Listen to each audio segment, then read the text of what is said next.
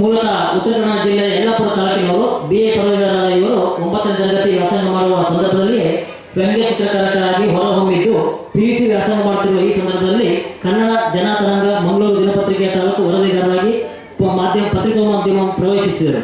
ತಮ್ಮ ಪಾಲಕರು ಗೋವಾದಲ್ಲಿ ನೆಲೆಸಿರುವ ಹಿನ್ನೆಲೆಯಲ್ಲಿ ಪದವಿ ಶಿಕ್ಷಣ ನಂತರ ಗೋವಾಕ್ಕೆ ಬಂದರು.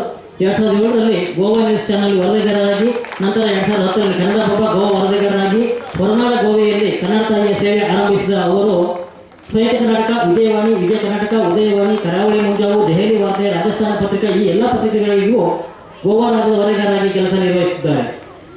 ಜಿ ಮೀಡಿಯಾ ನೆಟ್ವರ್ಕ್ ಅಡಿಯಲ್ಲಿ ಗೋವಾದ ಕೇಬಲ್ ಚಾನೆಲ್ನಲ್ಲಿ ಕೂಡ ಪ್ರಪ್ರಥಮವಾಗಿ ಕನ್ನಡ ವಾರ್ತಾ ಪ್ರಸಾರವನ್ನು ಆರಂಭಿಸಿರುವ ಕೀರ್ತಿ ಇವರಿಗೆ.